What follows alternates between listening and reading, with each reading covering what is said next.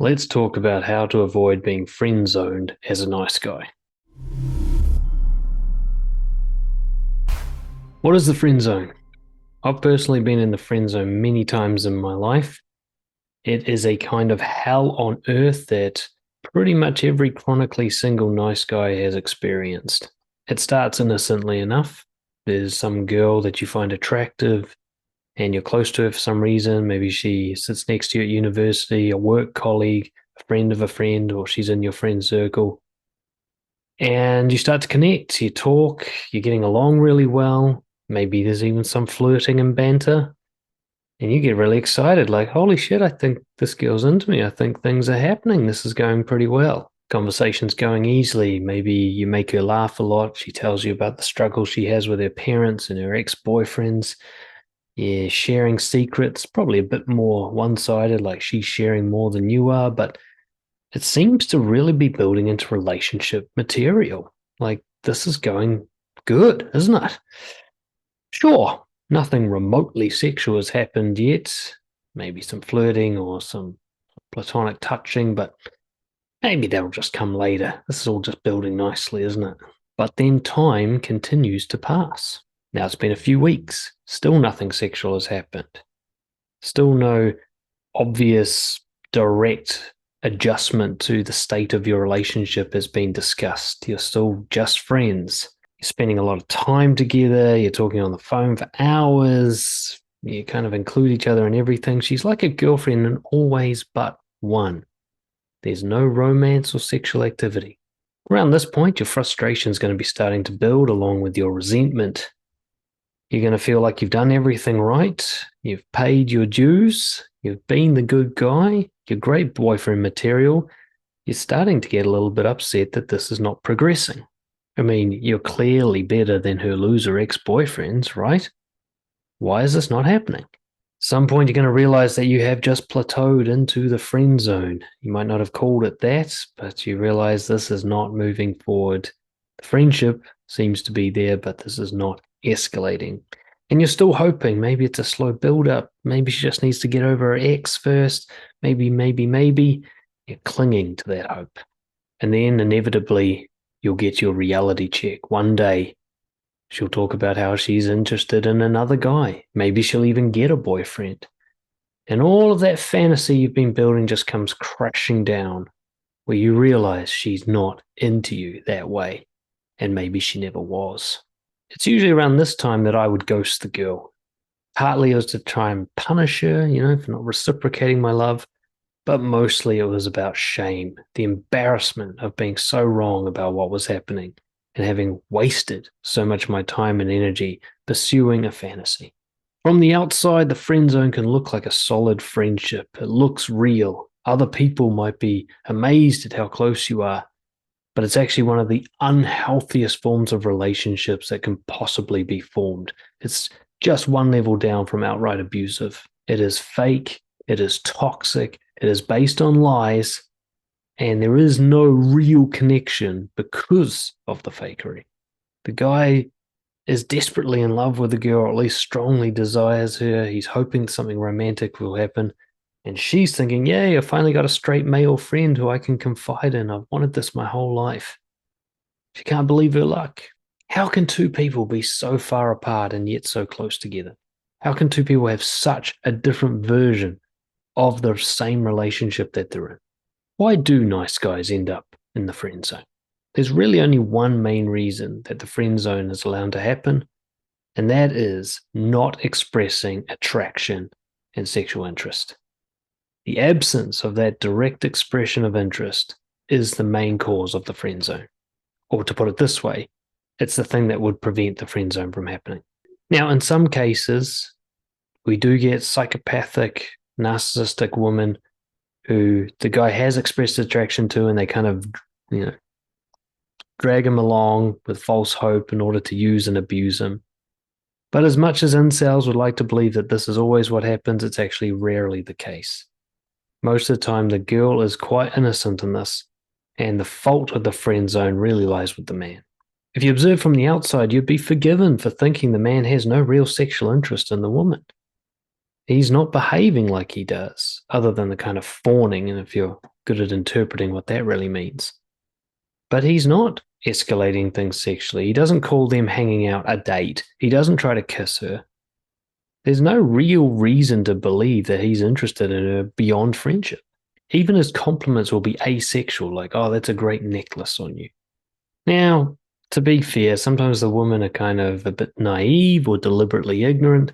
They want so badly to believe that they've got a real friend that they may be willing to ignore or overlook signs that he wants something more, or just the overall picture of like, why is a straight single guy hanging out with me this much? But ultimately, this problem is still a guy problem. See, what you have to understand about the women in these situations is they also have significant insecurities. That's the only reason they would allow this to happen in the first place. A confident woman is not going to allow a friend zone to happen. She's going to notice that the guy must be interested and that he's not saying anything, and that's actually going to repulse her.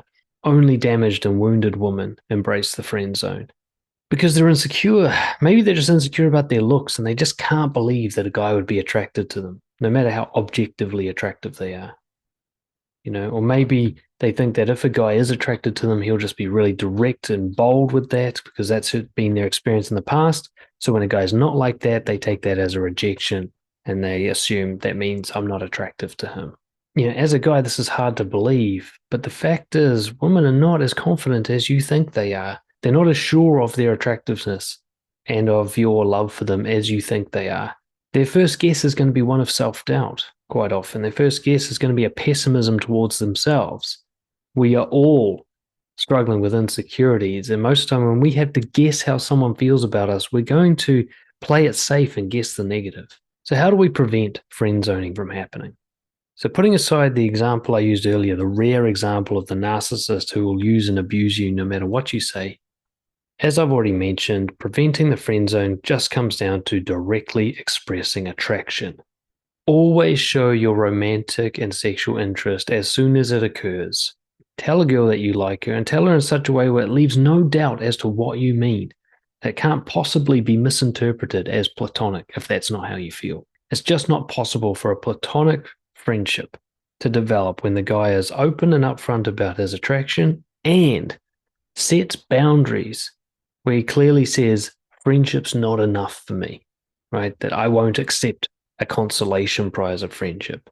See, the real cause, you might say, of the friend zone is what I call green light syndrome. It's the guy waiting for the girl to make the move because he's too cowardly when it comes to things like rejection and humiliation and unrequited love.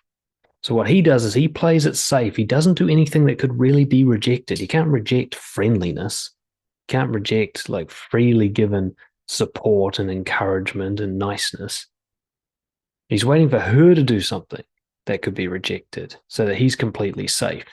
And of course, if she has the same level of insecurity, and let's face it, girls are less likely to make the first move if they're insecure, then of course this thing will plateau, even as is often the case. The girl was attracted at the beginning. That wears off very quickly. You can do what I learned to do to break the cycle that I was in. Express attraction within 1 minute of meeting the person. And every time it comes up, if you do that, you'll never have to worry about the friend zone ever again. Now, I know that sounds incredibly scary to do, but isn't living the rest of your life in the friend zone even scarier? The funny thing is, you can actually have a healthy friendship with a girl that you're attracted to, provided that the attraction's always out there and out on the table. Okay, now it doesn't have to be reciprocated. If you are healthy and you can be like, look, I'm attracted to you, but friendship's good enough too. This doesn't have to be a thing. I'm just attracted to you. It actually adds a nice spice to the friendship, gives me another reason to want to see you again, but I'm not so desperate for love that I need it to be reciprocated or otherwise I'll hate you. I'm attracted to lots of people. They don't all need to give it back. If you've got that kind of healthy, confident mindset, then you can have a great friendship with someone you're attracted to, even if they don't feel the same way. And I've got to say, I've had a few late night drunken you up type text messages from supposed friends who knew I was attracted to them at times where they were feeling maybe a little lonely. How do you get out of a friend zone that's already been established? Maybe out there on the internet are better men than me that know how to repair a friend zone that's deeply entrenched. but I think you're screwed, and not in the good way. By the time a girl sees you as a platonic friend and locks you into that category in her mind, I don't know what you could possibly do to get out of that other than have a clean break from her for many years and come back as a newly enhanced guy who's basically a different guy. Women don't seem to hold on to attraction the way men do. We can be attracted to someone for the rest of our lives just based on their physical appearance. My experience with women is that there's a window of opportunity, and if you don't escalate during that window and you land in platonic, they just can't see you in that way anymore. They just lose their sexual interest or it moves on perhaps to someone else. And that's why I say you got to express attraction within a minute of meeting them, because for some women, that window of opportunity is incredibly brief. If they even begin to feel really comfortable with you emotionally before any attraction or anything has been expressed, it might already be too late. And when you've missed the window of opportunity, as I've learned from experience, and then try to make a move, it's devastating. They're either going to be totally creeped out or it's just going to make them sad that you were fake this whole time. But you're not going to get a positive reaction unless they've secretly had a crush on you the whole time as well. But I wouldn't be putting your hopes on that. That's incredibly rare. And great relationships can come from that. There's plenty of long-term marriages out there that started with two people kind of dueling without somebody making a move, but both desperately wanting each other. But for the most case, a friend zone is a dead, barren place where there's nothing really happening and nothing can happen. Building confidence, focusing on recovering from nice guy syndrome is the best way forward. And it means letting go of this girl.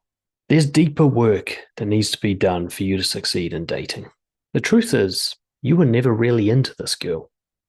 See, when nice guys get friend zoned, it's usually because they have a suspiciously intense crush on somebody who's really not available. Either that person is like genuinely unavailable, they live in another country, or they already have a boyfriend, or they're a lesbian, or they're just unavailable in terms of they don't reciprocate the attraction. People from the outside will look at this girl and say, yeah, she's nice enough, but I don't see anything so special for you to be this intensely in love with her in this shorter period of time. They won't see the angel that you're seeing. They just see a normal person. I believe this is about an avoidant attachment style mental framework that the nice guy operates on. He desperately is attracted to unavailable women because that's the safest way to avoid intimacy. He can con himself into believing that he's pursuing a relationship and he's trying to get with girls or whatever, but secretly he's actually preventing that from happening and keeping himself single and having kind of like the vanilla watered down safe version of a relationship through being fake about attraction and anything else that might create intimacy, and sort of satisfying this idea of, having a woman in his life. Putting the pussy on the pedestal, I believe, is the crude way of putting it. This is where a nice guy puts all his hopes and dreams and projects them onto pretty much any random girl will do. And in his mind, she's this angel, she's this perfect, wonderful girl. I can't believe his luck that he's met her, so on and so forth. And yet he can't even see her humanity. He doesn't want to see her humanity because then he might actually have a real life connection with her. He might have a real person and real emotions. And he just doesn't want that. It's too scary for him. There's too much trauma attached to that. And he doesn't want to provoke any romance or sexuality, anything that might cause rejection or abandonment. Because deep down, the reason this is happening to you and the reason it happened to me, you believe that you are unlovable. So this is your way to kind of participate in the game without taking the risk of finding out that you really are unlovable, which might happen, at least you believe it might, if you were to pursue women in an open, direct way and actually risk that rejection. So you've developed a complicated little strategy that keeps all the good stuff about approval and validation from women, but without the risky stuff like rejection and dark emotions arising. And you are keeping yourself here, whether you want to blame them or not, doesn't matter. You got to ask yourself, did I make a move? Did I risk rejection? If the answer's no, this one's on you, fella. This is the trauma you must overcome if you want to become successful in dating and to recover from nice guy syndrome. You have to build your own confidence. You have to stop seeking approval and validation from others. You need to start living honestly with integrity, become comfortable with confrontations and rejections. And then you slowly explore relationships with women from a non needy place where you're upfront about your feelings right from the get go. And then you can get past this. And of course, this is the work I do, especially this kind of issue. So if you need help getting past this, get in touch, dan@brojo.org, and I'll make the path a little clearer for you.